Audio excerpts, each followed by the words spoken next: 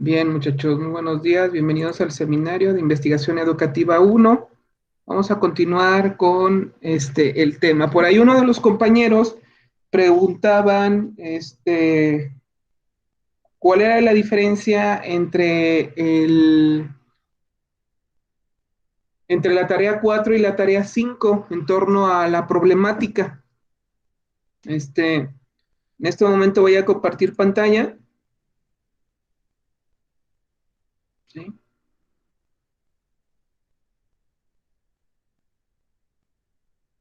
Revisando el contenido de la pantalla, vemos que en su distribución existe una consigna en la semana 4. La semana 4 menciona que tenemos que proponer una problemática y describirla en el contexto, ¿sí? Si hacemos una revisión a la semana 5, viene una propuesta, una consigna similar, proponer una problemática y describirla en el contexto. El sentido de estas consignas es que durante 15 días se esté trabajando constantemente en la identificación y la revisión de una problemática. El trayecto o la lógica para poder construir la problemática es la siguiente. En la semana 3 abordamos algunos de los temas en torno hacia los principales características del sistema educativo, los temas pendientes y las posibles temáticas que se pueden abordar en torno a las problemáticas que se manifiestan en los espacios de enseñanza y aprendizaje. La idea es que durante la semana 3 se haga una revisión a la discusión que hay en torno hacia estas problemáticas. Posteriormente de esta discusión se haga una revisión, ¿sí? Que en este momento ustedes ya tienen la calificación y los comentarios de la semana 4 y luego posteriormente en esta semana ustedes tengan la oportunidad de poder reafirmar, recomponer, repensar o añadir elementos a esta problemática. De los trabajos que pude revisar, puedo notar dos áreas de oportunidad en la descripción de su problemática. Uno, que evidentemente, como ya habíamos comentado en el desarrollo de este seminario, una de las debilidades que tiene la licenciatura es que no está dentro de la currícula o del plan de estudio un acercamiento al contexto escolar, como lo tuvieran algunos normalistas, algunos licenciados eh, en los diferentes espacios de educación básica o de educación media superior.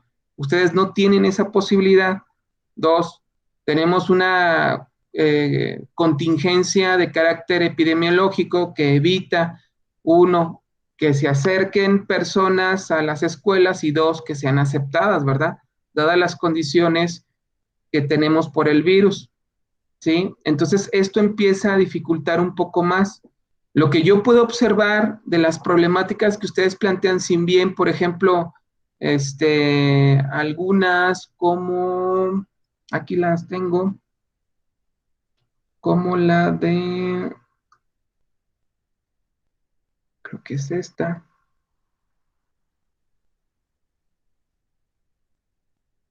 Ahí no olviden ponerle su nombre, por favor. Se me dificulta un poco el ubicarlas. Espero que alguien que esté aquí la identifique. ¿Alguien identifica esta tarea? Creo que es de Suri o es de una de las compañeras, no recuerdo bien. ¿Alguien identifica esta tarea que estoy compartiendo? Que habla de una comunidad del Salitral en Villa de Ramos. No, profe, mía no es. Ah, bien, ok. No recuerdo bien la compañera que escribe esta tarea, este, y hace un ejercicio muy importante del contexto escolar. Habla de que la delincuencia, pues, es uno de los aspectos dominantes del hábitus cultural, ¿sí? y que generalmente hay problemas de deserción escolar. Esto es un buen camino para iniciar una problemática. Aún está planteada en el sentido macro.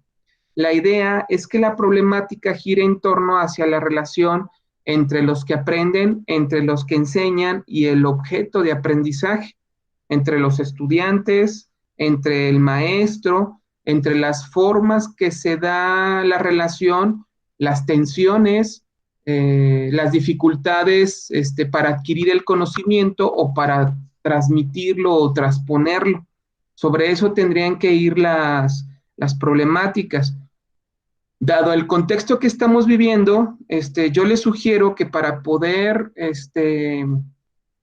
eh, para poder avanzar un poco más en la identificación de una probable problemática eh, y las dificultades que estamos viviendo para acceder a un contexto que nos permita tener un campo para identificar este fenómeno, voy a recomendar algunas películas que sugiero que vean. Sí, así es, Priscila. En la semana 5, por ejemplo, Priscila, ella en su problemática nos menciona como, miren, si se dan cuenta, las personas que avanzan un poco más en la problemática es porque están cerca del contexto. Priscila, al tener la posibilidad de un campo, ¿sí?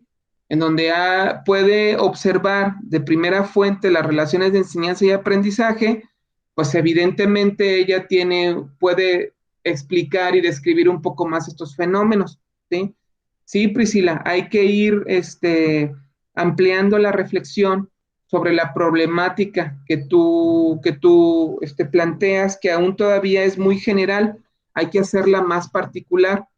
Fíjate cuáles son los elementos que tú empleas para dar la clase, qué dificultades se te presentan, qué características tienen los niños, cómo son los que aprenden, cómo son los que no aprenden, cómo es su familia, cómo es la relación con sus padres, cómo es la relación con el maestro, qué características de orden social, físico y fisiológico presentan, ¿sí? Creo que eso te podría dar más elementos. Intenta describir un caso especial. eh, Puede ser un caso con características sobresalientes o con barreras de aprendizaje, ¿sí?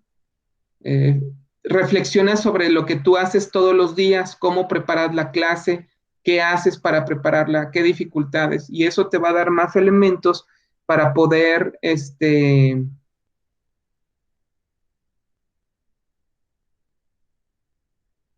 ¿cómo que no la puedes escuchar, Ale?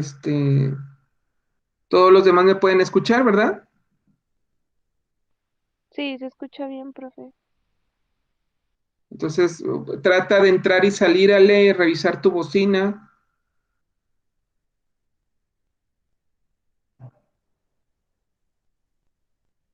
Bien, este,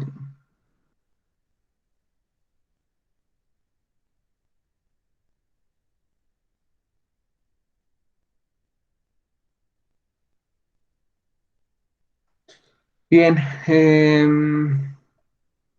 Entonces, sobre más o menos eso, y la pregunta que me hacía el compañero en torno hacia la pregunta 4 y 5 gira de esta manera. Eh, eh, es la posibilidad de ir reformulando la problemática. Ahora, ¿cuál es la recomendación? Para los compañeros que no tengan campo, ¿sí? Y que les permita ver el fenómeno en un espacio de enseñanza y aprendizaje, dadas las condiciones que estamos viviendo, sugiero una cosa, que hagan una revisión a ciertas películas, las vean e identifiquen la dinámica de grupo y la manera en cómo se desenvuelven maestros, estudiantes, escuela y padres de familia. Son tres películas muy buenas que yo recomiendo que las vean.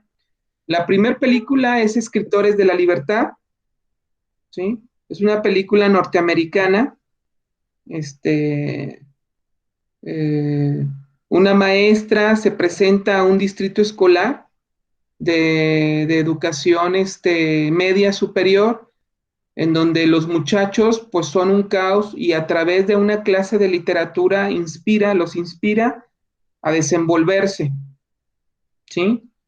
Ella enfrenta algunos de los elementos que mencionan, pues que tienen los maestros, drogas, pandillerismo, deserción escolar, pobreza, y sin embargo, mediante ciertas intervenciones los motiva para que los muchachos, pues de cierta manera puedan desenvolverse y desarrollar su potencial, ¿sí? Se llama Escritores de la Libertad.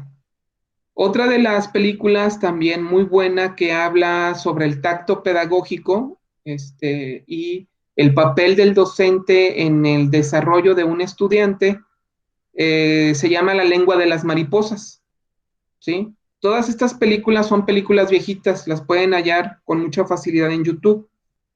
Eh, Otra de las películas que también ayuda a comprender la influencia del contexto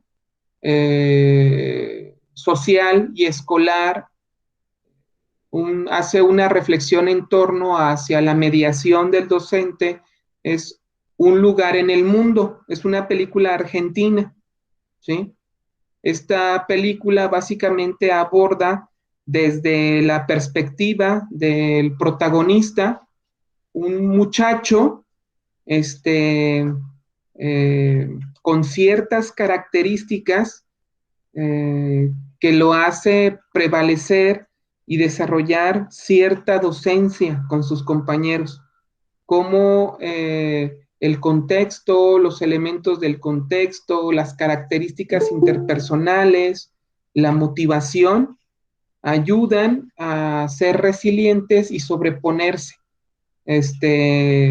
incluso no solamente a sobreponerse a condiciones adversas, sino a motivar a otros. Esta película, Un lugar en el mundo, es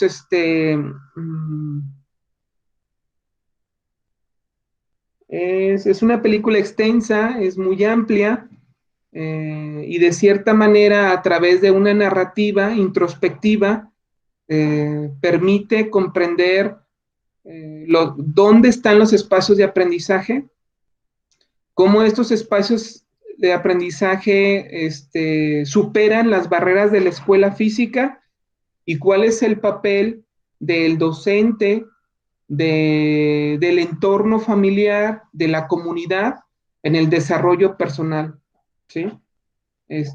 Creo que con estas tres películas, si ustedes se dan la posibilidad de buscarlas, ¿sí?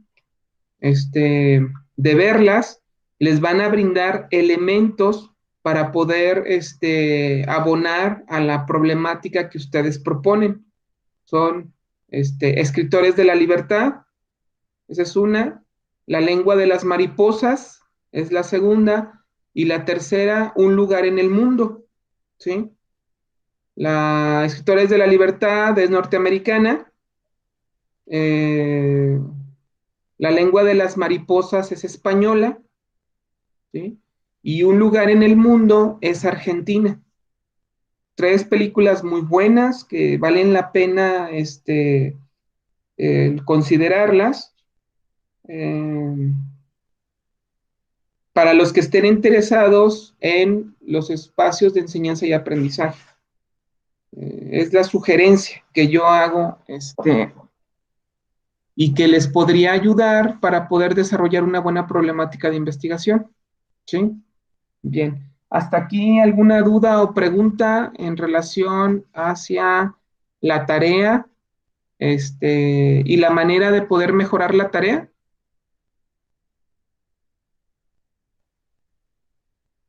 No, profe, todo claro. Bien, entonces esa es la sugerencia. En esta semana hay que avanzar, hay que seguir avanzando en la reflexión en torno a la problemática.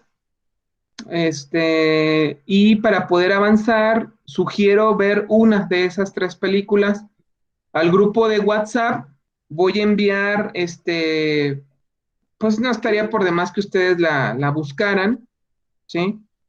Pero voy a mandar las ligas de las que yo tenga a la mano, ¿verdad? Pero búsquenlas, por favor. Adelante, Manuel.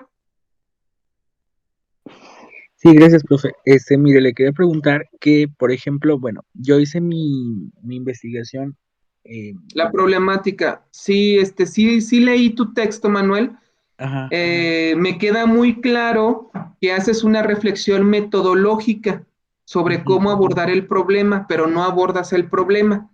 Y el problema propiamente no es que esté en ti o que no hayas hecho la tarea, sino que te falta campo, Manuel, ¿sí? ujú, Te falta un espacio para poder ver el fenómeno. Lo ideal sería que te metiera yo a un grupo, que fueras de ayudantía a un grupo, a una escuela o a un espacio en donde haya una relación pedagógica para que tú pudieras visualizar un poco más la dinámica, ¿sí? Esa ujú. es la dificultad que yo noto que tú tienes. Haces una reflexión metodológica, pero todavía no alcanzas a identificar el problema, Manuel. Mira, yo te sugiero que veas una de estas tres películas, probablemente La lengua de las mariposas. Eso te ayudaría mucho, Manuel. ¿Sí? Eh,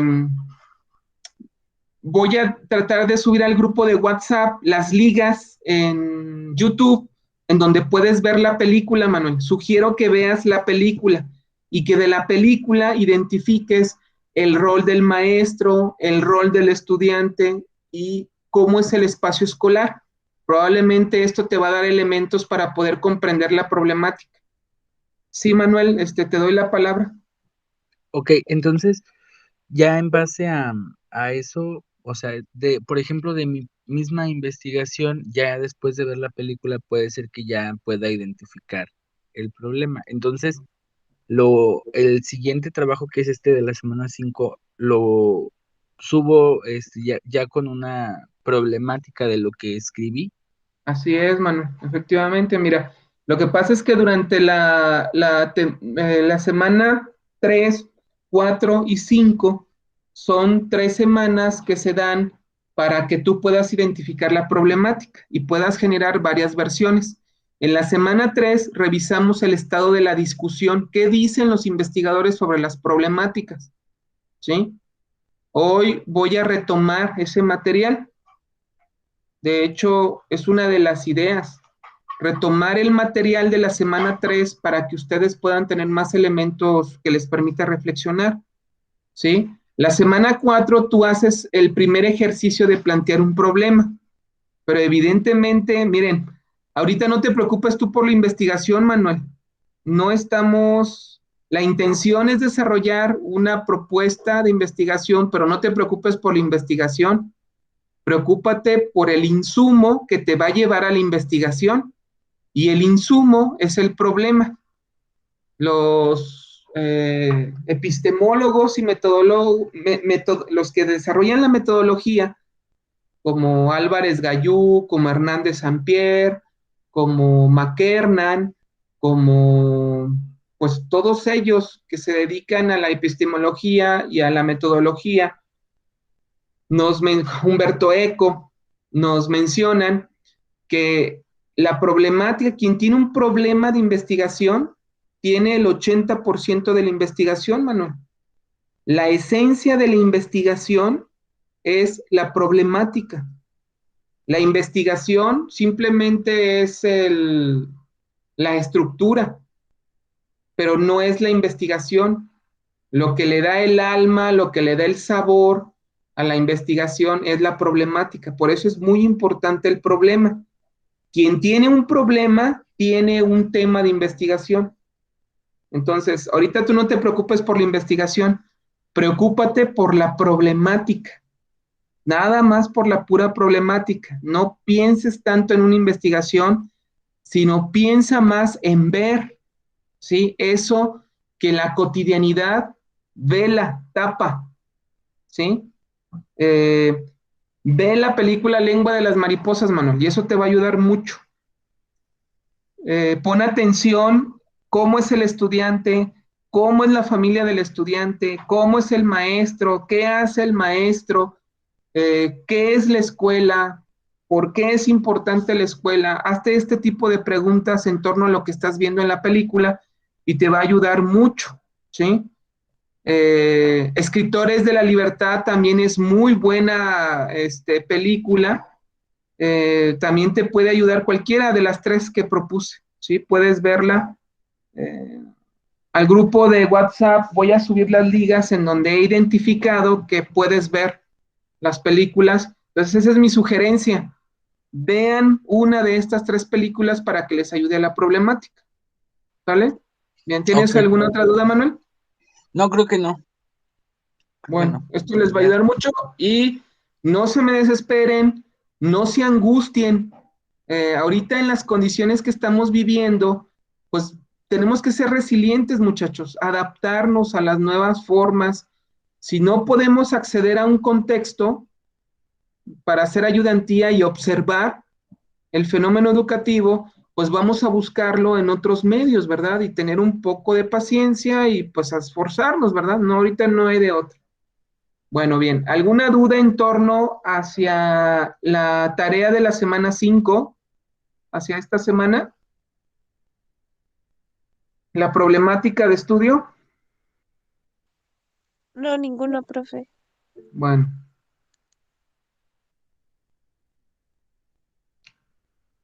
este,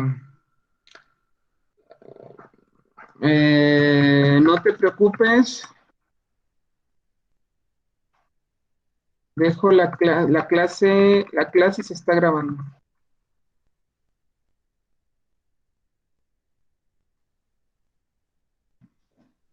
Eh, la envío al grupo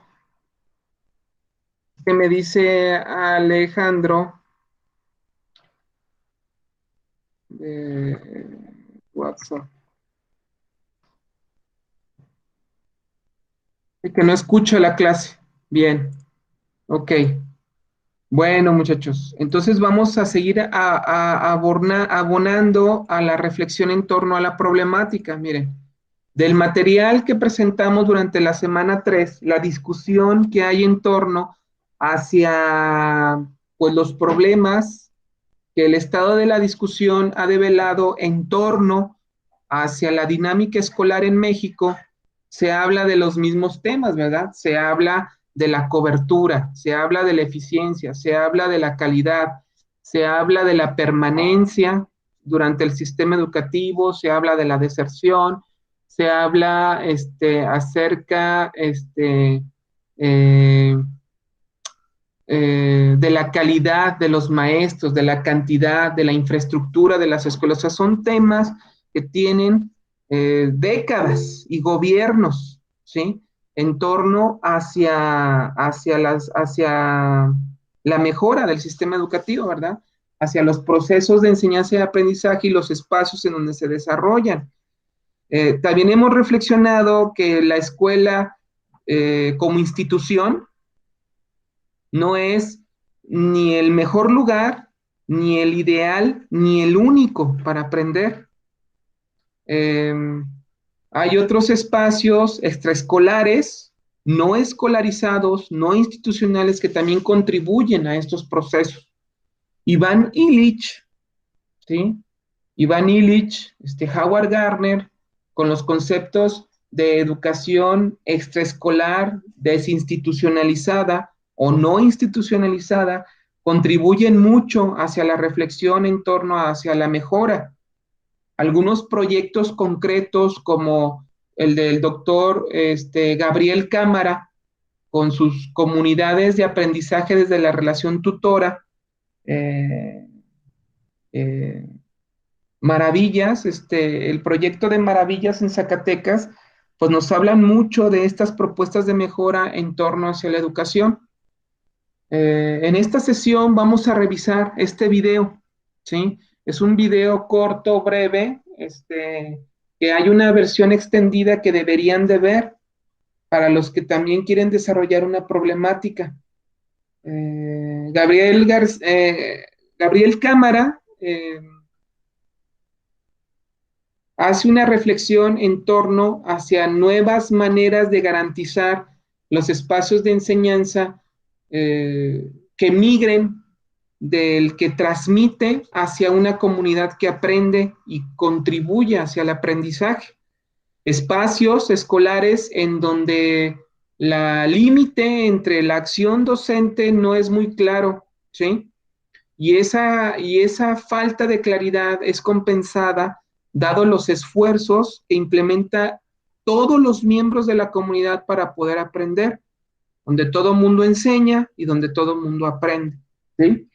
Entonces, también vamos a tener la oportunidad en esta sesión para poder ver algunos elementos en torno hacia propuestas que den alternativa sobre la forma tradicional que tenemos para concebir la escuela. Una escuela dividida por grupos de edades, segmentado el conocimiento a través de asignaturas, en donde se le da la autoridad a una persona que pues a través de la violencia, ¿sí?, trata de imponer una forma de ver a través de la enseñanza, ¿sí? Entonces, vamos a reflexionar en torno a esta propuesta hacia la mejora. Bien, muy bien. Si estos son todos los problemas que tenemos desde que se concibe como el México moderno, posterior a la revolución, ¿sí? O sea, tenemos más de 100 años de un México institucional. Durante ese México institucional se han abonado hacia las mismas reflexiones: cobertura, calidad, métodos, didácticas, infraestructura, deserción. O sea, siempre han sido los mismos problemas.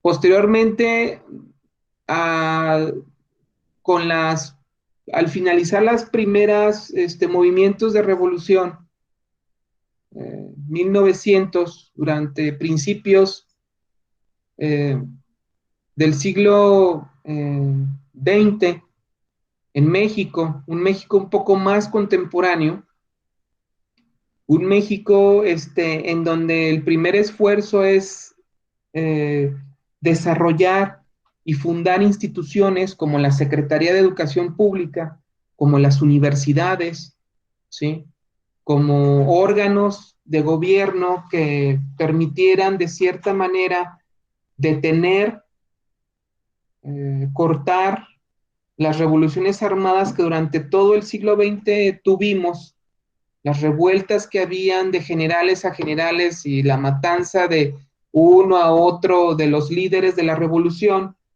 Álvaro Obregón, una de sus primeras acciones, después de mandar a asesinar a Carranza, uno de los últimos revolucionarios, después de asesinar a Zapata, después de asesinar a Madero, Álvaro Obregón hace un esfuerzo por institucionalizar el país. Primero establece un régimen institucional a la milicia, a los militares, y posteriormente estas instituciones o estas formas de organización social con reglas y estructura también es implementado a través de la educación y se crea la Secretaría de Educación Pública, ¿sí? José Vasconcelos es uno de los primeros pues artífices de esta institución y empieza a implementar estrategias para poderla organizar. Desde esos momentos que les estoy hablando, 1930 y tantos, 1940 y tantos, el México moderno, a través de sus instituciones, pues empieza a enfrentar los problemas de cobertura y de diversidad que hay en nuestro país. México es un país megadiverso, no solamente en su biología, en sus climas, en sus ecosistemas, en sus recursos naturales, sino también en su cultura. Esta megadiversidad pues propone una serie de retos al momento de institucionalizar la educación, dado que una educación institucionalizada pues promueve un currículum único, universal, promueve libros de texto únicos, universales, y promueve estilos de enseñanza, expectativas y reglas generales para un país mega diverso y multidiverso, ¿sí? En donde culturas, lenguas, formas de vida, regionalismos, se conjugan, ¿verdad? En un espacio institucional cosmopolita, sumamente cosmopolita, ¿sí?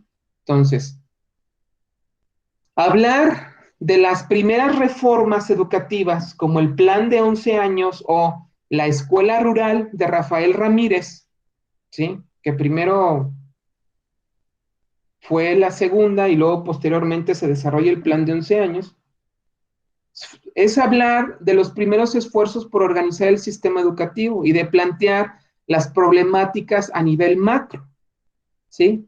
Tenemos que entender que los problemas de investigación, si bien abordan esta visión macro de cómo se organiza el sistema educativo y los retos que tiene, las visiones más interesantes o hacia donde se ha migrado la investigación educativa gira en torno hacia los espacios micros, hacia la intimidad que ocurre en las aulas. La primera recomendación que yo hago en torno a desarrollar un problema de educación gira en torno hacia ver la mirada hacia lo local, ver las relaciones micro, la intimidad que tienen los docentes, la comunidad, la escuela, los estudiantes con el objeto de conocimiento. ¿Cuáles son los problemas, las dificultades, las dinámicas que giran en torno hacia esto, muchachos? ¿Sí? Y cómo estas intimidades permiten develar fenómenos que son dignos de ser documentados y seguidos, investigados y analizados, ¿sí? Y es aquí, desde esta visión micro, en donde yo quiero que ustedes desarrollen algo que los autores o que los investigadores educativos hablan sobre las utopías, ¿sí? Estas realidades posibles que se plantean, ¿sí? En la perspectiva que en el momento que estamos viviendo no se pueden desarrollar, pero eso no significa que posteriormente se puedan desarrollar, ¿sí? Hay tres componentes en torno hacia esas utopías de la investigación. La primera es el reconocimiento del valor del profesorado, la importancia del papel del docente o de la persona encargada de gestionar los procesos de enseñanza y aprendizaje en torno a la dinámica escolar, es decir, volver a reconocer el valor del profesor como artífice, como ingeniero social, como promotor, como guía, como tutor, como, pues sí, como un artífice social que permite el organizar de cierta manera los espacios de enseñanza y aprendizaje. El segundo componente en torno a los temas o los problemas de investigación que van hacia lo micro son la formación en aspectos en aspectos vinculados con la creatividad, el arte, los valores, la emotividad. Hoy, a la distancia, con el distanciamiento social y en el contexto de pandemia que estamos viviendo, la educación socioemocional tiene un papel indispensable, ¿sí? Algunos conceptos como la resiliencia, la autoformación, ¿sí? La iniciativa, la creatividad en torno hacia la manera para poder seguir un proceso educativo son temas interesantes, ¿verdad? ¿Cuáles son las estrategias que emplearon los estudiantes para poder continuar su trayecto formativo?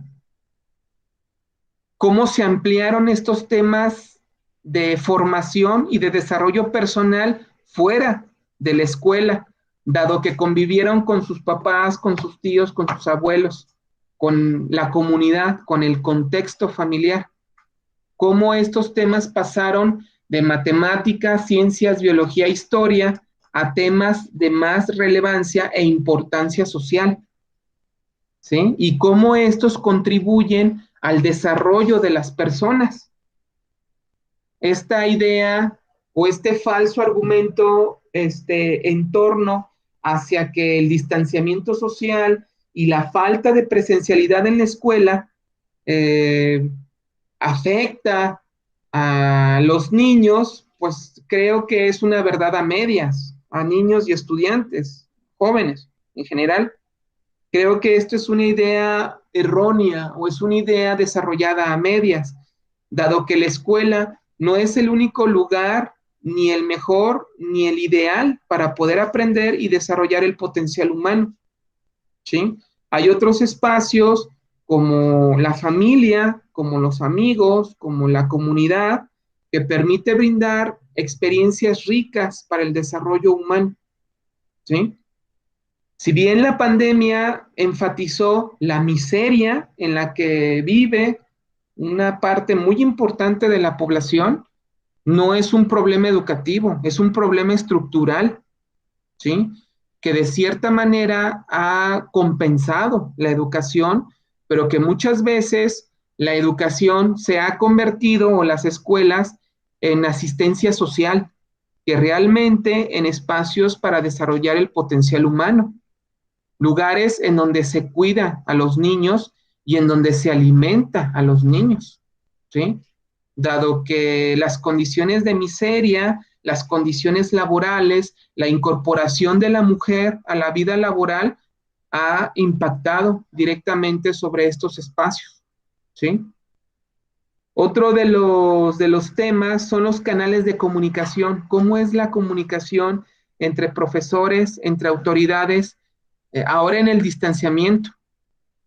Creo que hay una obsesión por regresar a la presencialidad de una manera muy apresurada que está ejerciendo violencia, no solamente sobre los profesores, sino sobre los estudiantes, ¿sí?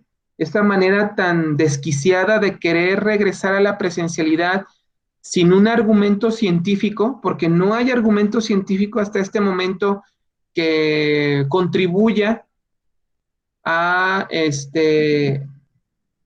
al regreso estrepitoso hacia la presencialidad, ¿sí? Todos los argumentos de los que ha hablado el gobierno federal en torno hacia el regreso, como la socialización, como el deterioro en las habilidades socioemocionales, pues van en contra, son una falacia, dado que esas son las vías de contagio por el COVID, y dado que se ha demostrado que hay un aumento importante en niños y jóvenes contagiados con la enfermedad y que mueren, que se complica la enfermedad y que mueren, ¿sí? Todo eso son falsos argumentos y falacias en torno hacia el regreso presencial. Creo que el argumento más fuerte del regreso a la presencialidad es reactivar la economía. Ese es el argumento más fuerte que hay hasta el momento, ¿sí? Y no hay otro, no está asociado ni con lo pedagógico, ni con lo didáctico, ni con lo socioemocional, dado que los niños en su casa no están aislados, están con su familia, con sus hermanos, con sus papás, con su comunidad, con sus compañeros, con sus vecinos, ¿sí? Entonces es un falso argumento en que los niños, que la escuela es el único lugar para socializar, el mejor o el ideal. Hay otros espacios para socializar, no nada más la escuela, ¿sí? Evidentemente que el argumento más fuerte en torno hacia el regreso a la presencialidad es la reactivación económica. Y esto en otros momentos de la historia se le ha llamado genocidio.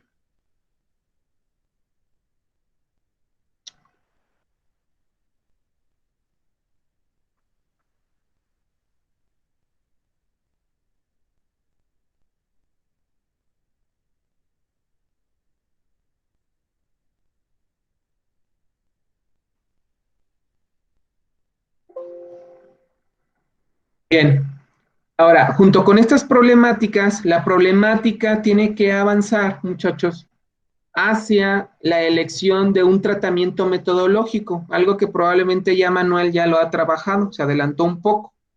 Él tiene un tratamiento metodológico claro, pero pues no tiene una problemática, dado que le falta el contexto para poder, el campo, la realidad, para poder ubicar la problemática.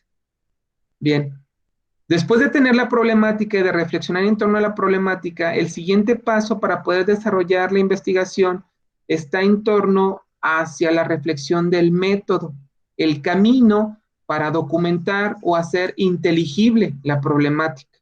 Y cuando yo hablo de inteligibilidad, hablo de aspectos que implican que ese problema sea susceptible a ser estudiado por otros y entendido por otros. Como la problemática que está observando Manuel, otros investigadores de otras disciplinas lo pueden considerar, lo pueden comprender en el mismo contexto y en la misma dimensión y tiempo y espacio en que Manuel lo está planteando y pensando. ¿Cómo podemos pensar y poder comprender la dinámica que vive Priscila en su grupo o la de esta compañera que acompaña, la compañera del salón que, que acompaña a su hermano en una comunidad en torno, que es profesor, su hermano es profesor, así yo entiendo, atiende a una comunidad que se llama El Salitre, y ella se empieza a dar cuenta de la manera en cómo se organiza la escuela, la dinámica, el trabajo de los niños, el trabajo del maestro. Bueno, después que ubicamos la problemática, ¿cómo la documentamos? Sí, creo que es Lisette. Sí, creo que sí, es que no tenía nombre el trabajo, pero eso fue lo que alcancé a revisar y a leer. Después de ubicar la problemática, el siguiente paso es identificar el tratamiento metodológico. Entonces, en esta sesión quiero cerrar con algunos elementos en torno hacia el tratamiento metodológico, ¿sí? Pero previo a esto, para poder cerrar un poco más el tema de la problemática, eh, sí, Lisette, pues sin el nombre, ¿cómo le hago? No te puedo identificar. Y luego la plataforma únicamente descarga el producto, pero no me dice de quién lo descarga, entonces pues bueno, este, pero sí eres tú exactamente. Voy a compartir en este momento un video de YouTube y se lo voy a poner a este Ale, a los que no pueden escuchar, para que lo puedan, este,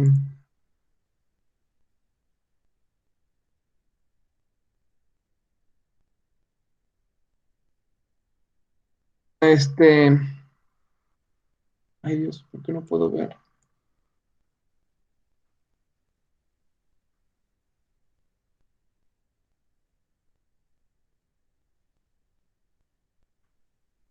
Estoy abriendo el video. Un segundo, muchachos.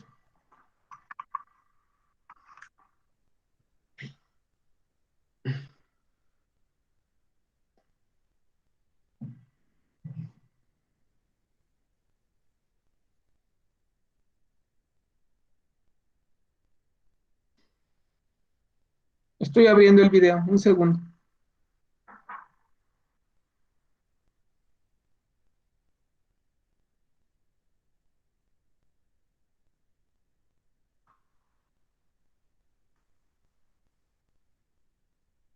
Gabriel.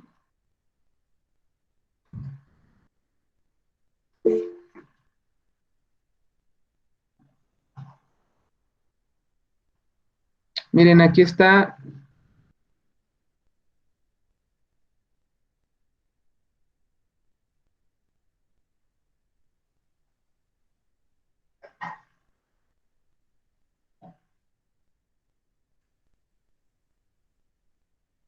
Ya estoy compartiendo pantalla.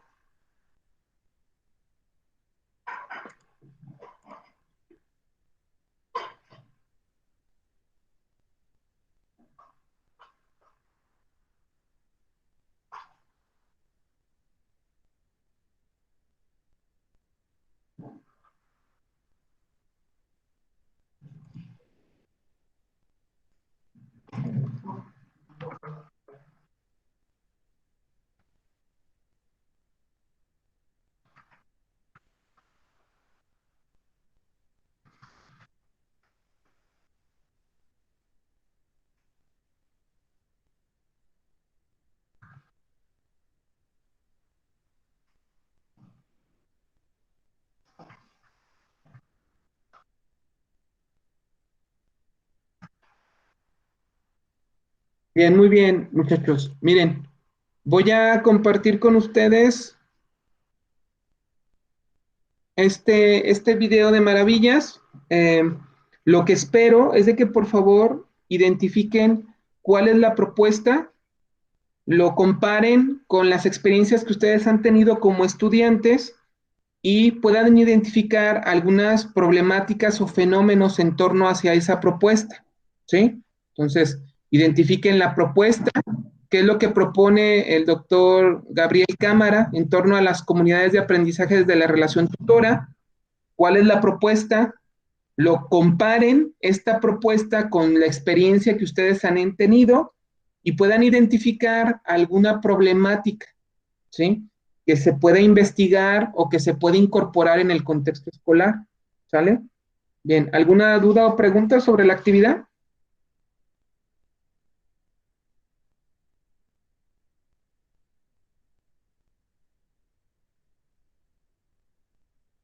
No, maestro, ninguno.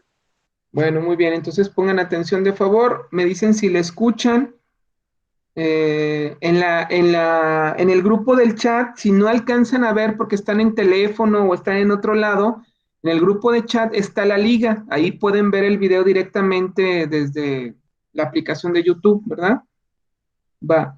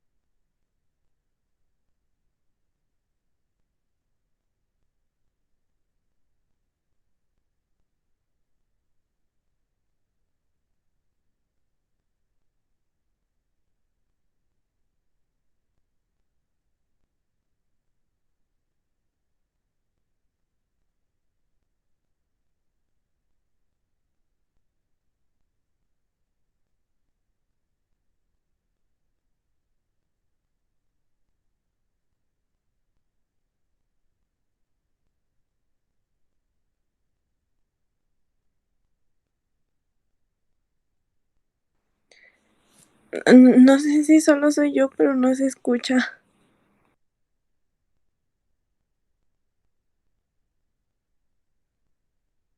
No, yo tampoco escucho, apenas también les iba a decir.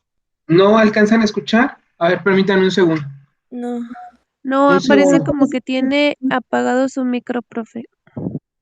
Ah, no, es que yo apago el micrófono, pero se debe de escuchar la pestaña.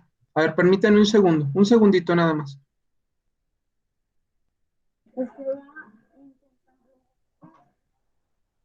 Un segundo, un segundito.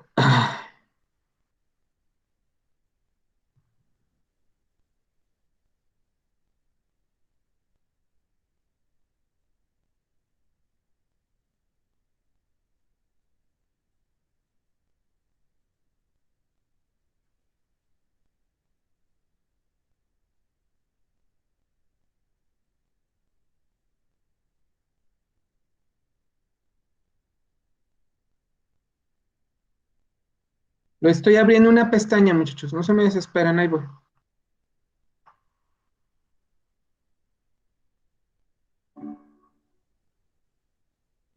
A ver, ahí va. Ahora voy a compartir pantalla.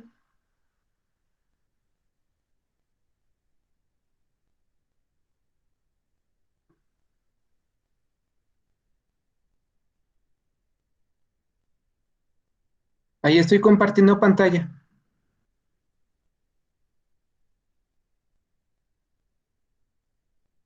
A ver, ahí va. Me dicen, por favor.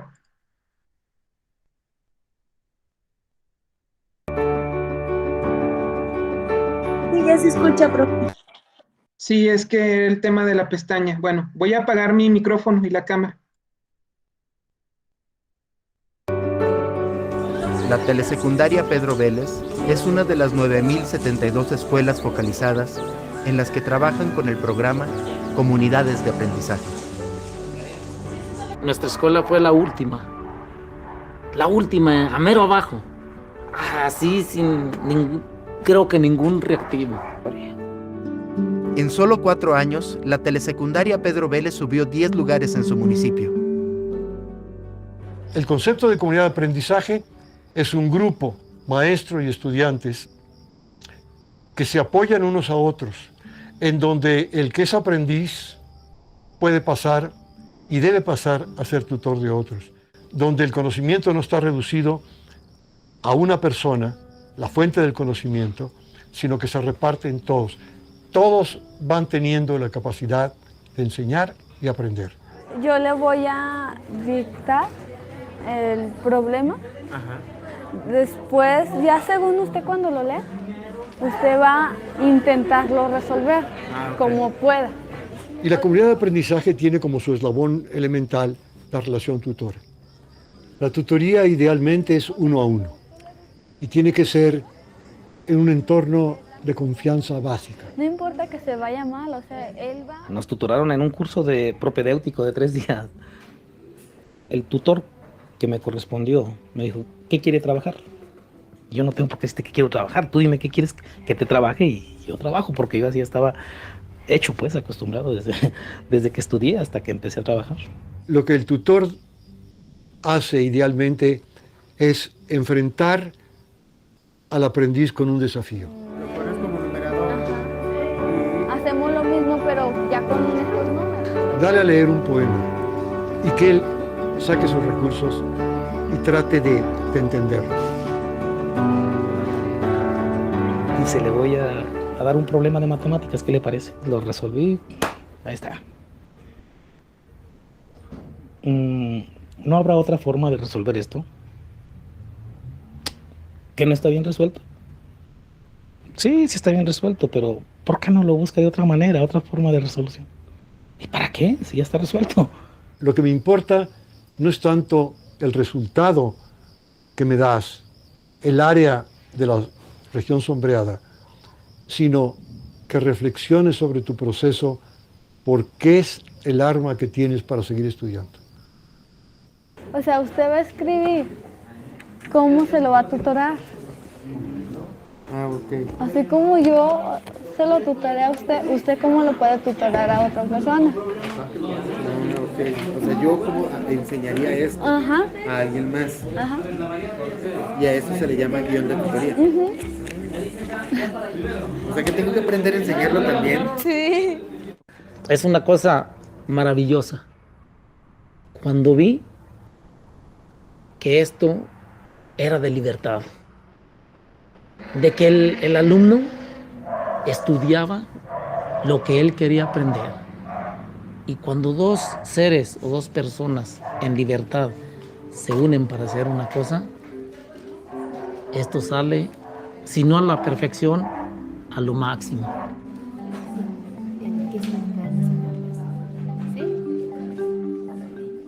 Pero solamente con eso de la relación tutora se va dando uno cuenta. En sí, si el alumno ese día no almorzó, si ese día su papá y su mamá se pelearon y él no puede concentrarse.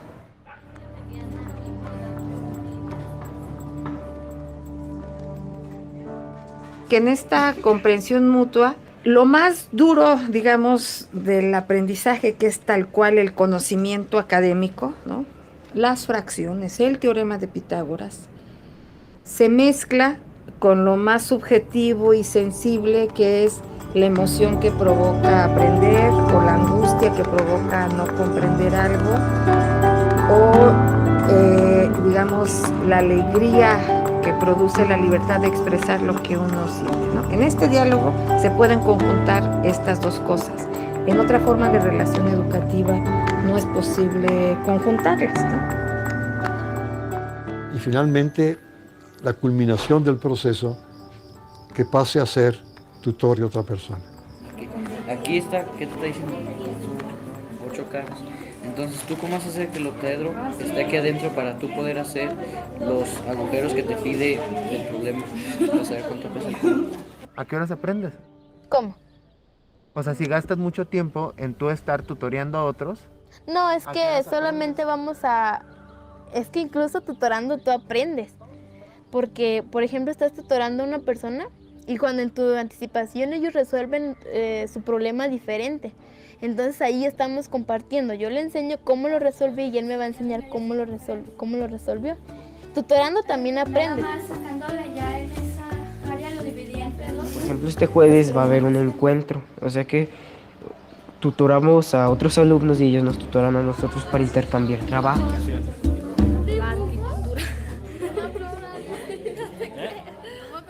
Y los estudiantes, los maestros, al ver este aprendizaje, naturalmente buscan darlo a conocer.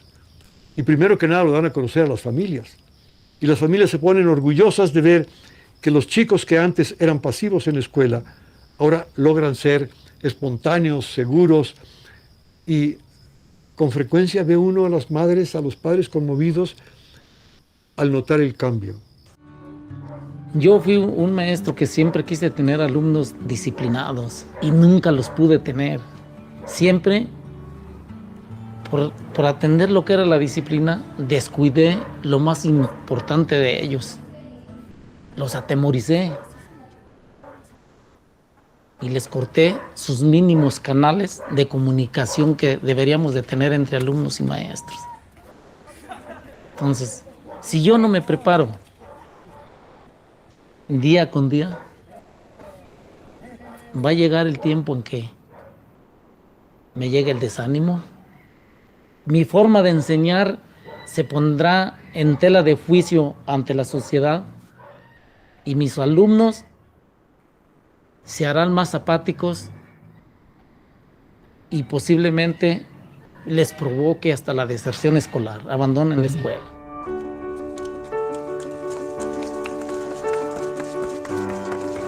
Irme a la prepa. Pude seguir a la preparatoria. Ahora estoy estudiando la preparatoria aquí en Viejos. ¿Entrar a la prepa? seguirle a la prepa. Aprender es ser otro de lo que era antes, es crecer. Y si en la escuela no se da oportunidad de este interés profundo que transforma a la persona, no hay aprendizaje. Si esto se puede dar en el entorno reducido de la escuela, ¿qué nos impide pensar que se puede dar también en el entorno social más amplio? Esto es lo que nos toca hacer en educación básica. Imagínense un país donde su población, como patrimonio, tiene las destrezas y la seguridad que le permiten aprender por cuenta propia. Pero además la seguridad personal de que puede hacerlo. Pues bueno, pues tenemos un país con ciudadanos activos, ¿no? Solidarios, responsables, y demás, satisfechos, ¿no? Pues le agradezco mucho porque él me hizo cambiar mucho. Él me escuchaba, él me entendía. Quiero decirle gracias. Muchas gracias. Pues qué bueno que conozco esto de comunidades de aprendizaje. Esto para mí fue un aliento. Y ahora digo que yo esto no lo dejo hasta que Dios se acuerde de mí.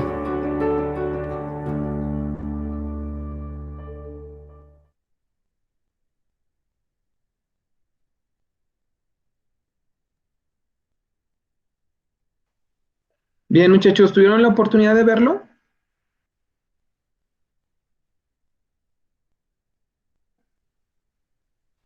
Sí, maestra. Bien, ok. Fíjense, es una propuesta interesante porque gira en torno hacia dinámicas diferentes, no tradicionales de enseñanza. ¿Cómo funciona una comunidad de práctica desde la relación tutora? Bueno, Gabriel Cámara dice que la comunidad de práctica tiene 4 momentos, ¿sí? En el primer momento, los miembros de la comunidad, que son estudiantes, incluso padres de familia o hasta maestros, se certifican, así por así decirlo, en un tema, ¿sí? De interés para la comunidad. El que busca certificarse lo presenta y al ser aprobado por la comunidad se convierte en tutor de una persona que esté interesado en aprender sobre ese tema del que él sabe, ese estudiante. El estudiante se convierte en el tutor de otros estudiantes, pero luego posteriormente, al tú recibir la tutoría, tú tienes que escribir un guión de cómo enseñarías ese tema, el que aprendió, a otra persona que desea aprenderlo, ¿sí? De cómo te puedes convertir tú en tutor, y hace un escrito que se llama la ficha de tutoría, en donde tú, después de haber recibido la tutoría, tú explicas cómo lo enseñarías a otro. Se presenta, y luego después de que se presenta, la comunidad te lo aprueba, la comunidad de aprendizaje, y tú te conviertes en el tutor de otra persona que quiere aprender sobre ese tema que aprendiste, ¿sí?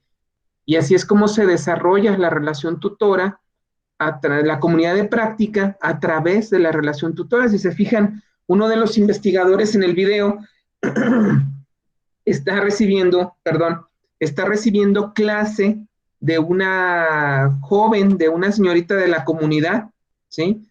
Le está explicando cómo obtener, cómo desarrollar el teorema de Pitágoras, teniendo la hipotenusa, algo así, ¿sí? Entonces después se lo explica a ella y luego le dice, ahora usted, ¿cómo lo enseñaría? ¿Sí? Es decir, el que recibe tutoría se convierte en tutor, por eso es un proceso de reflexión constante en donde todos los miembros de la comunidad contribuyen al aprendizaje de todos, ¿sí?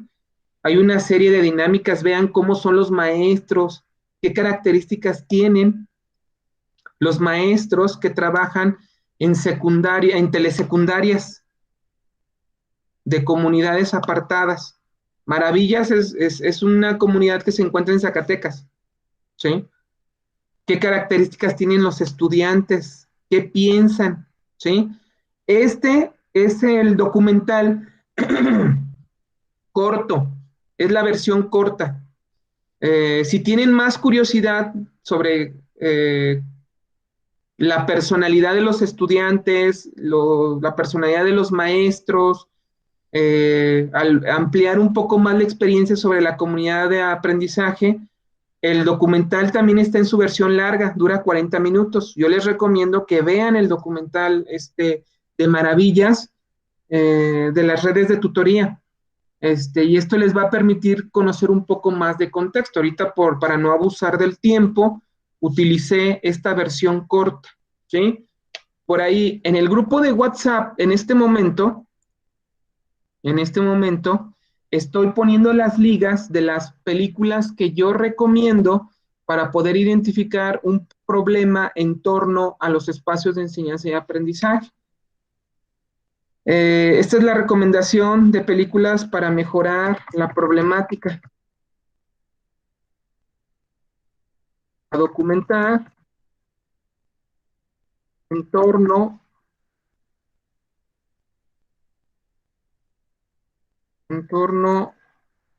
a los espacios de aprendizaje, ¿sí?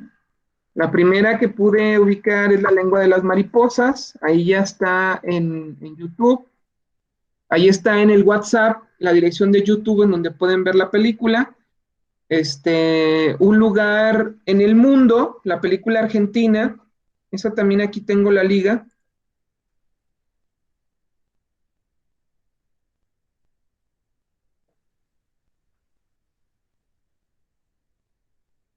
Aquí está ya. No, no es cierto, no es este. Estoy abriendo la liga. Se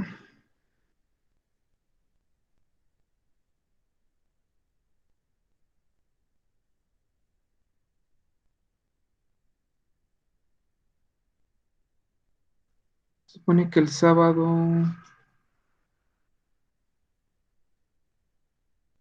Bueno, ahorita en el transcurso del día voy a ir poniendo las ligas para que las vayan revisando. Bien, ok. ¿Alguna duda, pregunta o comentario que tengan en torno hacia el video?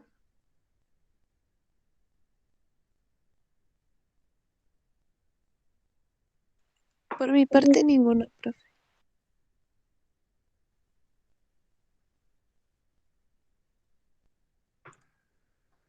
No sé, pero este tema de regresar a lo presencial creo que nos afectó más que ayudarnos, porque lo siento muy ausentes. Era un grupo muy participativo, estaban muy al pendiente y creo que ahora esta decisión de forzarnos a regresar de manera presencial no nos está ayudando. Mm, Pero bueno, pues vamos a tratar de dar lo mejor, ¿verdad?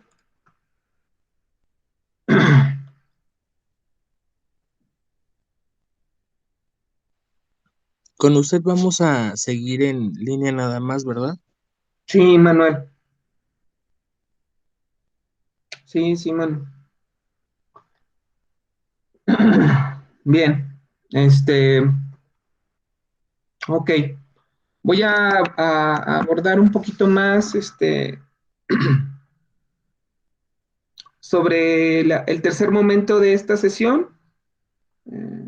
Recapitulamos, en el primer momento recapitulamos las tareas, en el segundo ampliamos la reflexión y la recomendación en torno a la identificación de la problemática. Vimos este documental de maravillas para poder conocer la dinámica escolar y poder identificar alguna problemática en lo local, en lo micro. Ahora vamos a avanzar un poco sobre el tratamiento metodológico. Bueno, después de ubicar la problemática, ¿qué es lo que sigue? Bueno, lo que sigue es darle un tratamiento metodológico a esa problemática y esta sesión pues tiene la intención de introducir en torno a algunas reflexiones sobre los métodos de carácter cualitativo. Bien, simplemente para contextualizar tenemos que recordar que hay dos ópticas desde donde se puede trabajar la ciencia.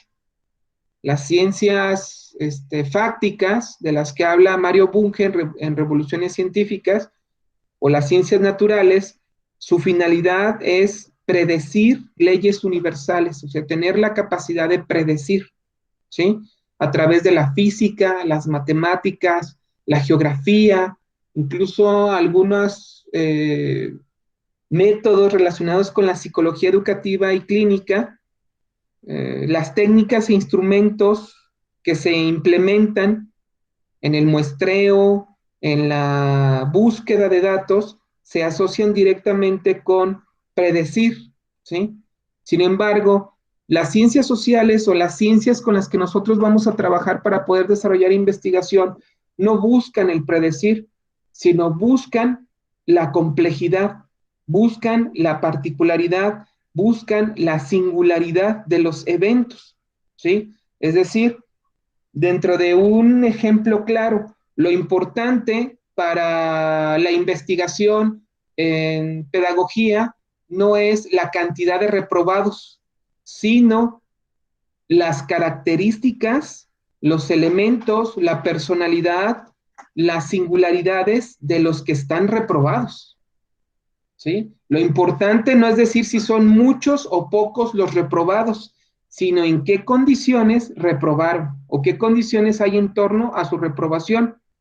Lo importante para la pedagogía no es decir que aprenden o no aprenden, sino cuáles son las condiciones por las que aprenden y cuáles son las condiciones por las que no aprenden. Las ciencias sociales o la ciencia que nosotros vamos a desarrollar busca esta singularidad, busca esta particularidad, y dado la subjetividad que está en torno a esta perspectiva, debemos de tener un tratamiento y un cuidado metodológico hacia estos esfuerzos. ¿Sí? Bien, continúo. Los fenómenos sociales, muchachos, no pueden ser explicados con lógica o con razón. ¿Sí? Se utiliza la lógica y la razón para diseñar un tratamiento metodológico en torno hacia estos fenómenos sociales, pero no se pueden racionalizar.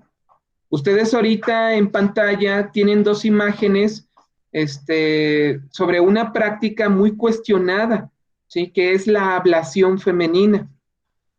La ablación, pues se puede definir como la modificación intencional del aparato reproductor femenino a través de la extirpación del clítoris o los labios vaginales. Incluso hay ablaciones más extremas en donde no nada más se sustraen los labios vaginales y el clítoris, sino también se cose el orificio vaginal, ¿sí? Hay fenómenos sociales que no pueden ser explicados por la lógica, por la razón o desde las perspectivas occidentales, ¿sí? Sino en su justa dimensión y contexto. ¿Buscamos justificar la violencia en contra de la mujer? No, evidentemente no, sino abordar fenómenos sociales desde una vista científica, sin prejuicios. ¿Cuál es la razón y en qué contexto se da la ablación? ¿Y cuál es la razón y en el contexto actual qué significado tiene la ablación femenina? ¿Sí? Así como estos fenómenos, hay fenómenos similares en torno hacia la relación docente, los procesos de enseñanza, de aprendizaje, la interacción con el contexto, la familia, la violencia simbólica, la acción pedagógica, las barreras de aprendizaje, los procesos psicogenéticos y psicosociales para poder aprender, la maduración de los niños, el currículum, la institución. Como estos, hay muchos fenómenos en torno a lo escolar que no se pueden ser explicados desde la lógica o desde la razón, sino desde la profundidad, desde su singularidad y desde sus características. ¿Sí? Bien, específicamente los métodos cualitativos representan una diversidad de enfoques de investigación, pero básicamente el método tiene que ser visto como una herramienta que me ayuda a identificar técnicas y formas que me permitan comprender, explicar y analizar los fenómenos para poder construirlos en objetos sociales. ¿Por qué es necesario construir el objeto en torno a la problemática? El método me ayuda a esto. El siguiente paso que hay sobre la elección del método es el uso que hay que darle al método. María Bertelli, en Conociendo Nuestras Escuelas, desde el enfoque etnográfico, da ejemplos muy interesantes en torno a cómo emplear el método para poder construir objetos etnográficos, objetos de conocimiento. El fenómeno crudo, visto desde el contexto escolar, tiene que ser construido en objeto para que otros lo puedan estudiar, para que otros lo puedan entender y para que sea objeto de investigación. Una de las características esenciales de la ciencia, ¿sí?, es el avance científico. Y el avance científico únicamente puede ser logrado a través de una comunidad y de un colectivo. Y este colectivo tiene una serie de reglas, de hábitos culturales, tiene una serie de elementos que permite el avance de estos objetos. Por eso es muy importante que el problema de investigación tenga un enfoque metodológico y que este enfoque metodológico permita la construcción de un objeto de conocimiento, de un objeto inteligible, es decir, susceptible a ser estudiado. ¿Desde dónde? Es decir, desde dónde puede ser vista y comprendida la ablación femenina sin prejuicio, sino desde su justa dimensión, desde los elementos culturales y sociales que le dan sentido, ¿sí? ¿Por qué se justifica la ablación y por qué se justifica la circuncisión en los niños? ¿O por qué la mutilación, la esbeltez, ¿sí?, o la gordura pueden ser sinónimos de belleza en ciertas culturas? ¿Por qué el pase de la niñez a la vida adulta puede ser desde una fiesta hasta un reto, ¿sí?, como en las culturas andinas y africanas? Hay rituales estéticos en donde se interviene el cuerpo, se mutila el cuerpo, se somete el cuerpo a dolor, que es el paso, que permite el paso, de la niñez a la vida adulta, por cómo ver estas prácticas en su justa dimensión. Fíjense, un ejemplo bien claro, cuando los europeos llegaron a América, uno de los primeros hallazgos que encontraron fue el sacrificio humano, ¿sí? Y era visto como una barbarie, como un acto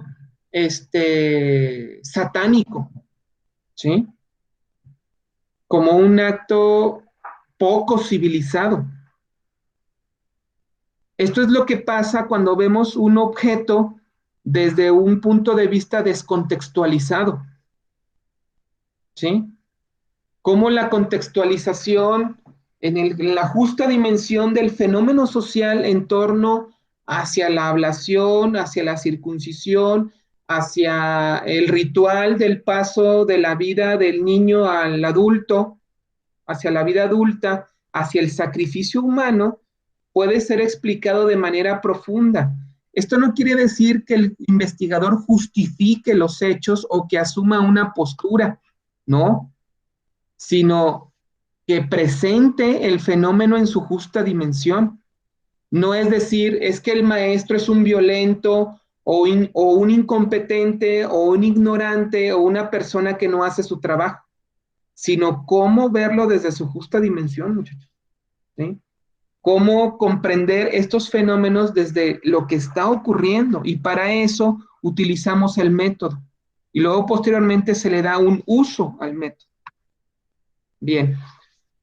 Este esquema que ustedes están viendo aquí en pantalla, pues plantea algunas de las principales características de los enfoques metodológicos que pueden ser utilizados en la pedagogía, ¿sí? Un problema de investigación con la finalidad de comprender e interpretar, o los estudios profundos de carácter social de los que estamos hablando, pueden estar ligados a perspectivas sobre el estudio de caso. Para eso tenemos a Robert Stake, tenemos a Robert Jean, tenemos a Agnes Heller, que son investigadores que han desarrollado y que han implementado esta perspectiva. Son básicamente pues, los padres de esta perspectiva metodológica del estudio de caso. Robert Stake nos explica mucho cómo diseñar el estudio de caso, cómo se diseña el estudio de caso. Robert Jean nos habla sobre cómo el estudio de caso contribuye a construir conocimiento, y Helen Simmons, dentro de su perspectiva de caso profundo, hace una perspectiva de cómo el estudio de caso puede abordar objetos de investigación desde una perspectiva más comprensiva y profunda, ¿sí? Ellos básicamente son los padres del estudio de caso, ¿sí? Los problemas o los fenómenos en pedagogía o en general los estudios sociales en investigación educativa pueden ser vistos desde el estudio de caso. Otra de las perspectivas metodológicas es la etnografía, muchachos. La etnografía, especialmente la etnografía de Woods, ¿sí? La etnografía de Maria Bertelli, la etnografía de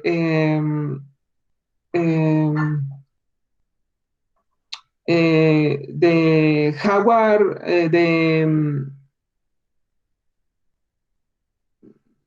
de Furlan y Hargreaves en su libro La escuela que queremos y vale la pena luchar por ella.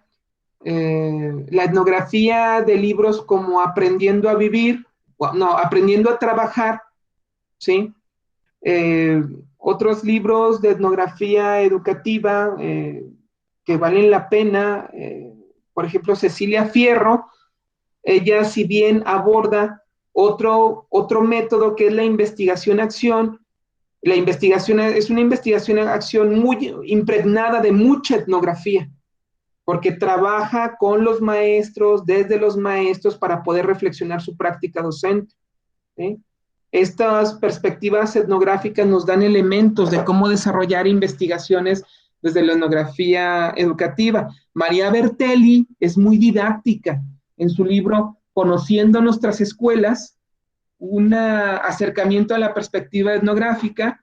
Va a ser uno de los autores que vamos a revisar en este seminario en torno a cómo construir un objeto etnográfico desde la perspectiva etnográfica, desde el enfoque etnográfico. Otro de los métodos que se pueden desarrollar en una investigación es el análisis de contenido, ¿sí? Se puede hacer análisis del discurso, se puede hacer revisar los diálogos y los relatos, cómo los maestros cuentan la historia de su docencia, cómo los niños cuentan la historia como estudiantes. Y desde estos relatos, desde este análisis discursivo, desde este análisis del contenido, del discurso, se puede comprender e interpretar muchas de las cosas. Por ejemplo, una de las estudiantes que tenía en maestría desarrolló un proyecto de intervención en torno hacia los relatos de los docentes, utilizando el concepto de violencia simbólica. Ellos documentaban su práctica, documentaron cómo fueron formados como maestros y cuáles fueron sus experiencias como alumnos. Y se dieron cuenta que mucho de esa constitución histórica sobre el sujeto docente influye sobre modelos de violencia y estilos de enseñanza que se desarrollan en clase. Es decir, la violencia impacta en la vida de las personas.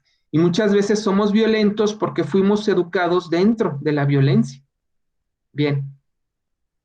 Ahora, estos métodos pues tienen particularidades, tienen un camino a desarrollar, ¿sí? Por lo general, hay 4 momentos clásicos dentro de las perspectivas metodológicas. El primer momento es el problema de investigación y el problema gira en torno a un propósito y a una pregunta, ¿sí?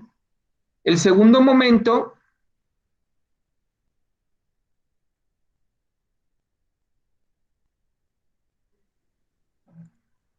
¿sí? El primer momento gira en torno a la problemática de investigación, que es el momento en donde ustedes se encuentran.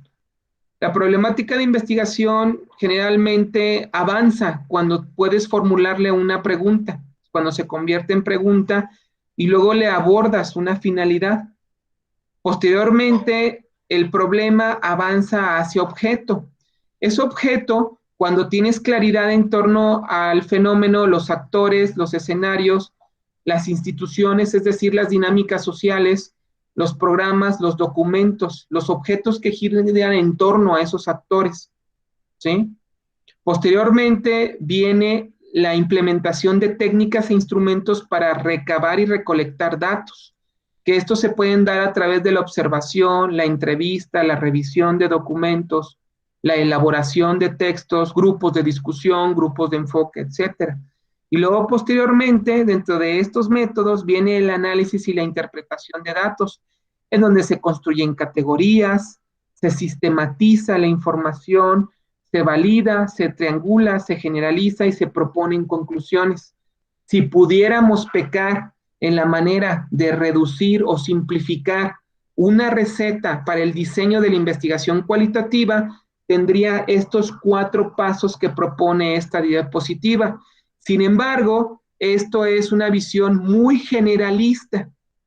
Cada diseño de investigación, cada uso que se le da al método tiene características muy particulares y muy específicas que dependen del campo, de la realidad y del contexto, incluso hasta de las características del investigador, ¿sí? Esto es lo que determina los elementos y el diseño propiamente de la investigación, pero si quisiéramos resumirlo dentro de una perspectiva totalmente generalista, que esto no debería de ser, dado que estos métodos no promueven la generalización, sino la particularización, o sea, todo lo contrario, estos serían las etapas que tiene la investigación de carácter cualitativa. Hasta aquí, ¿duda o pregunta?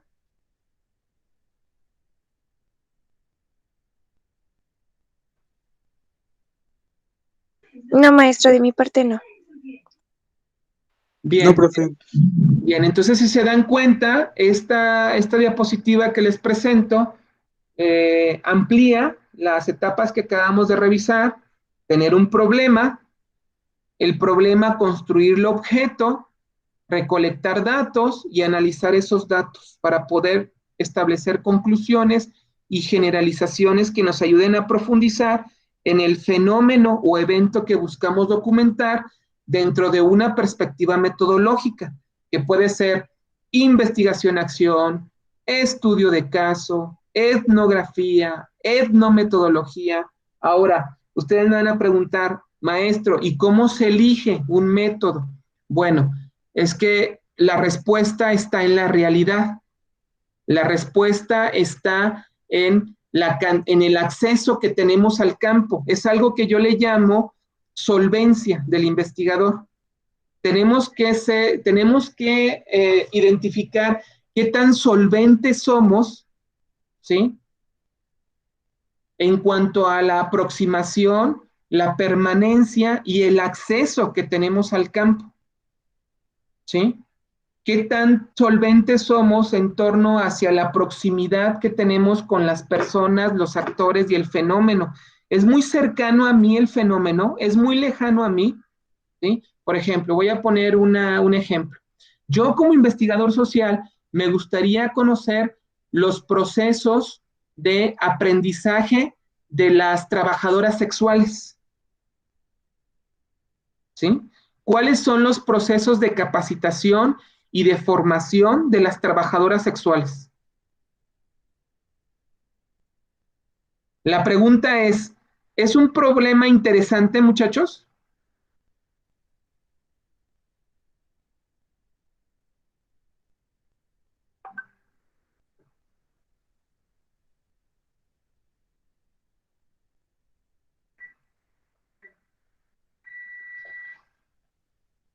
¿Qué opinan ustedes sobre esta pregunta?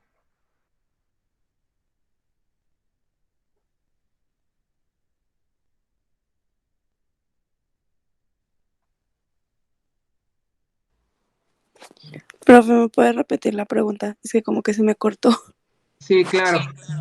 Yo quisiera hacer una investigación en torno hacia los procesos de formación de las trabajadoras sexuales, de las sexoservidoras. ¿Es un problema de investigación social interesante?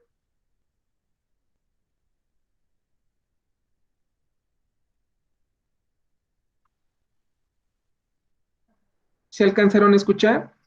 Pues yo creo que sí, porque no sé cómo explicarlo. Bueno, nos ayudaría como a comprender todo el contexto en Ajá, de base a ellas, eso. ¿verdad? Cómo viven, Exactamente. cómo se desarrollan. Sería Es como una manera de conocer realmente el contexto de todo, para que pues también la manera en la que se juzga tal vez cambie y se Sí, pueda ahora comprender. así es, Uri. Es un problema muy interesante, pero la pregunta es, ¿tendré yo la solvencia de poder hacer esa investigación? ¿Podré desarrollarla? ¿Creen que yo la pueda desarrollar? ¿Cuáles serían las dificultades que hay en torno hacia esa investigación que me gustaría desarrollar? Que te vayan a dar una friega a las sexoservidoras y vas y les preguntas. Entrar al grupo de las extraservidoras, ¿verdad, Manuel? Es un grupo muy cerrado, ¿verdad? Sí, mucho. ¿Vas, Manuel? Es un grupo muy cerrado, como dice Manuel. O sea, yo no tengo la solvencia. Es un problema muy interesante, pero no puedo entrar a ese campo. Si yo desarrollo un problema de investigación en torno a esa problemática, voy a engañarme a mí mismo y voy a engañar a los demás, porque yo no tengo cercanía al campo. Tendría que ser un familiar de una sexoservidora o tendría que ser un sexoservidor para poder comprender la cultura, para poder aterrizar en la realidad, muchachos. La realidad es lo que determina el diseño de la investigación, es lo que me da solvencia. ¿Sí? No soy solvente, es un problema muy interesante. A ver, otro problema de investigación interesante. eh, el trayecto formativo de los profesores de preescolar con preferencias sexuales diversas, o las opiniones en torno al papel del docente. ¿Qué opinión tienen los profesores de preescolar sobre el papel de los docentes en el jardín de niños, pero con profesores de diversidad sexual, con diversidad sexual? ¿Sí? Homosexuales, lésbicas, todos ellos. ¿Es un problema de investigación interesante?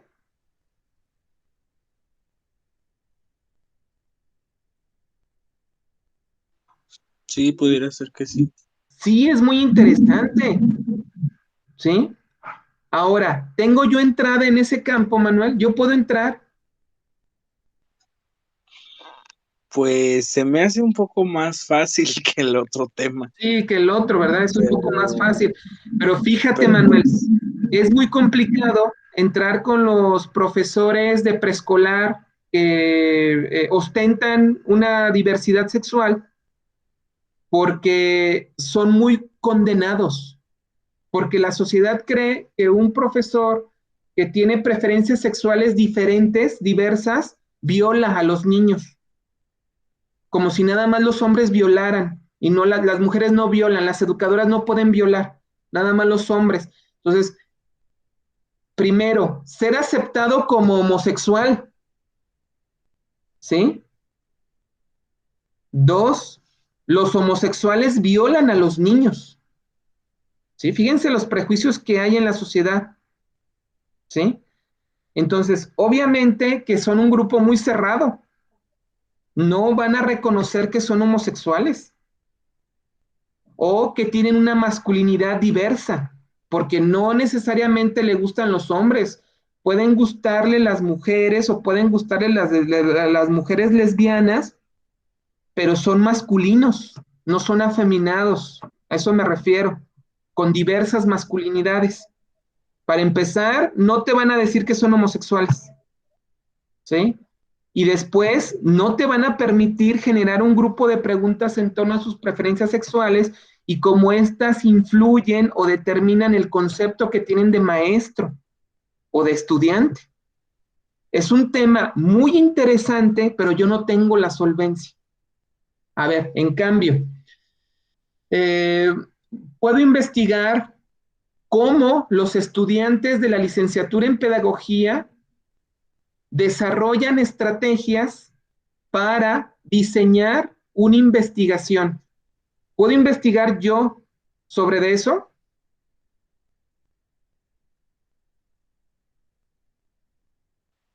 Sí, Sí, ¿por qué, Manuel?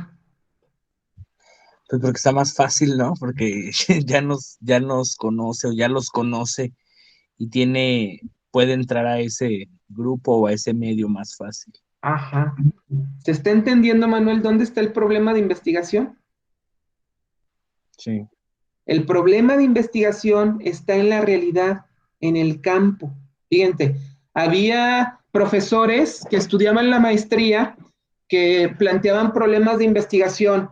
Eh, las deficiencias en la comprensión lectora de niños de 7 años en el estado de San Luis Potosí.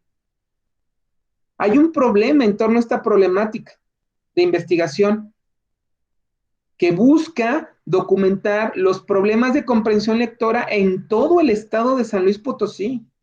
El estado de San Luis Potosí es sumamente grande, muchachos. Tiene aproximadamente 25,000 escuelas. Y de esas 25,000 escuelas, alrededor de 7,000 o 8,000 está entre el grupo de edad de la investigación.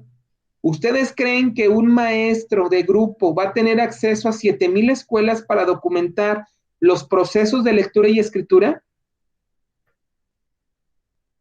No.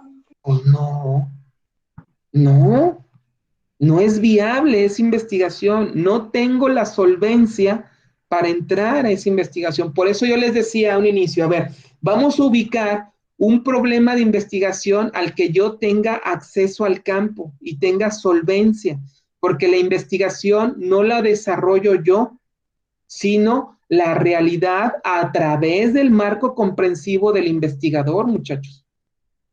El investigador construye, la realidad dispone. ¿Sí se alcanza a entender? Sí, maestro. Ahora, incluso, muchachos, ¿de qué depende el método? Ustedes van a decir, bueno, maestro, ¿y qué método escojo? Bueno, el método va a depender del campo al que yo tenga acceso. Si yo puedo vivir, convivir, si yo pertenezco a ese contexto, los estudios etnográficos son lo que me conviene, porque la etnografía implica la convivencia y la interacción directa durante un largo periodo de tiempo con ese contexto y con ese problema y con ese fenómeno. Si no tengo tanto acceso, si nada más tengo entradas esporádicas, tiempos muy cortos y muy breves en los que puedo interactuar, no me conviene la etnografía, me conviene el estudio de caso. Si lo que yo busco es mejorar la práctica, entonces requiero de proyectos de intervención, de innovación o de mejoramiento hacia la práctica. Si lo que yo quiero es transformar la realidad completa, entonces lo que yo necesito son métodos de investigación-acción. ¿Sí? Pero estos son muy complicados de desarrollar en el contexto institucional, dado que tienes que transformar. No nada más se busca explicar, comprender y reflexionar, sino transformar la realidad. ¿Qué proyectos de investigación, acción puedo reconocer yo como investigador? Por ejemplo, para mí los proyectos de investigación, acción están el movimiento de la minera, el movimiento social en contra de la minera San Javier, de la minera que explota el Cerro de San Pedro. Eso es un proyecto de investigación-acción. Otro proyecto de investigación-acción sería el movimiento zapatista. También las escuelas antorchistas, sus normales, sus universidades, sus primarias, sus secundarias antorchistas, es otro proyecto de investigación-acción. Investigación-acción dentro del espacio escolar, no lo creo. No dudo yo que realmente se desarrolle. Aunque, por ejemplo, Cecilia Fierro, en su libro Transformando la Práctica Docente, habla de contextos de transformación de la práctica desde la investigación-acción. Bueno, pues puede ser. John Eliot, en su libro de investigación-acción, él también habla de cómo transformar la práctica en contextos escolares. McKernan, e incluso hasta Pablo Latapizarre habla de estos modelos de transformación. Yo dudo mucho la transformación al interior de un espacio institucional, ¿sí? Como la UPN o como una escuela primaria o secundaria. O sea, no puede haber una transformación. Hay cambios, sí hay cambios, hay desarrollo, pero no transformación. Pero es una postura que yo tengo muy personal. ¿Cuáles son los métodos que yo les recomendaría a ustedes? La etnografía y el estudio de caso. El estudio de caso desde Robert Stake, Helen Simon, Robert Jean, y la etnografía desde María Bertelli. O Woods también podría ser, o Andy Hargreaves y Michel Furlan. Desde esa etnografía se podría trabajar. Bien, avanzo. Fíjense, el objetivo central de los métodos cualitativos está en la interpretación del sentido de la vida simbólica desde la perspectiva de los usuarios.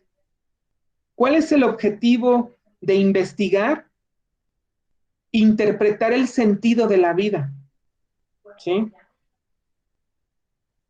Explicar la ablación femenina desde su contexto social y cultural, no desde el juicio occidental y desde la mirada occidental, sino cómo las mujeres egipcias y africanas de algunas tribus practican este tipo de cosas, la mutilación genital femenina. ¿Sí? No juzgarlas, sino entenderlas.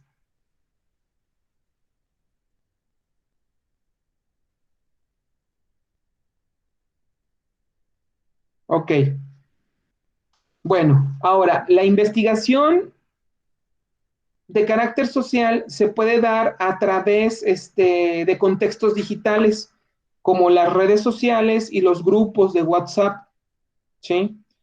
La próxima sesión vamos a abordar una perspectiva metodológica desde la etnografía virtual de Christine Gine, cómo se puede desarrollar modelos de investigación a distancia, ¿sí? ¿Qué características tiene? ¿Qué roles? ¿Dónde está el objeto? ¿Dónde está el fenómeno? ¿Y cómo se puede documentar esta problemática? Otra de las alternativas en donde ustedes podrían abordar un problema de investigación es desde una red social. ¿Qué dicen los padres de familia? ¿Qué memes hay en torno hacia lo educativo? ¿Qué dicen los youtubers sobre la educación, sobre el regreso a clases, sobre sus problemas? ¿Qué se comenta? ¿Quién lo comenta? ¿Qué dicen qué dicen en los comentarios? ¿Cuáles son los discursos que giran en torno a estos comentarios? También se puede identificar una problemática en contextos digitales relacionados con los espacios de enseñanza y aprendizaje. Si ustedes tienen hijos llevando clases a distancia, pueden observar el fenómeno. Si ustedes tienen hermanos que están llevando clases a distancia, pueden observar el fenómeno. Pueden documentar el fenómeno para los que ya regresaron a clases presenciales. ¿Qué les está ocurriendo? ¿Cuáles son los obstáculos? ¿Qué beneficios ha tenido? ¿Sí? En la próxima sesión vamos a abordar estas características. ¿Qué alternativas tenemos de investigar un objeto empleando contextos digitales a la distancia? Bien, hasta aquí, ¿dudas o preguntas?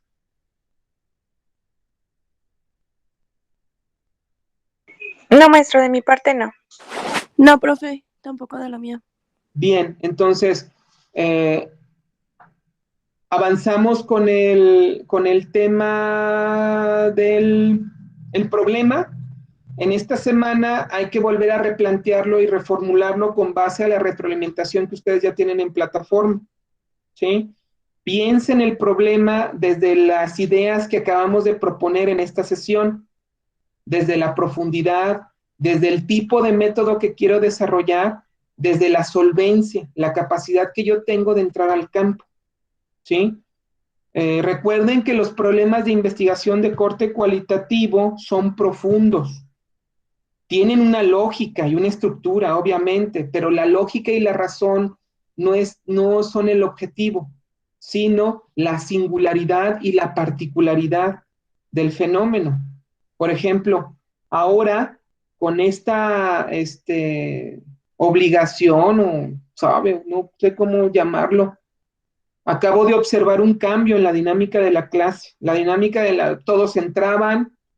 Cuando estábamos bajo el esquema anterior a distancia, había más alumnos presentes, podían participar, tenían menos dificultades técnicas. Ahora con estos modelos híbridos, yo veo un deterioro en la clase. La interacción es menor, los siento muy distraídos, los siento ausentes, y pues yo comprendo, ¿verdad? Las condiciones en que se están desarrollando. No sé qué tan bien nos haga esta decisión, pero hasta este momento, pues a mí no me está dando buenos resultados. No los culpo a ustedes, muchachos, ustedes no tienen la culpa, al contrario, yo estoy mortificado, estoy preocupado porque reciban una buena atención, ¿verdad? Porque valga la pena. Espero que la estrategia de grabar la clase, de seguir interactuando más en el grupo de WhatsApp y de que pues tengan la oportunidad de escucharme y ver el material que comparto con ustedes, pues eso les ayude, ¿verdad?, a desarrollar bien el seminario. Si no hubiera alguna duda o pregunta al momento, doy por cerrada la sesión. Y les agradezco mucho que se hayan conectado y pues nos vemos la próxima semana, muchachos. Sí, profe, yo creo que no hay duda. Bien, pues seguimos trabajando y pues les agradezco mucho que se hayan conectado, que tengan buen día. Por ahí nos vamos a ver en la universidad y ahorita me voy a trasladar a la universidad, ¿sale? Cuídense mucho, muchachos, por ahí voy a estar en la universidad. Nos vemos. Gracias, maestro. Gracias, profe, nos vemos. Gracias a ustedes, que tengan buen día. Gracias, profe, buen día. Subo este video al grupo de WhatsApp y los videos que recomiendo van a estar ahí, por favor. Nos vemos. Sí, maestro, gracias.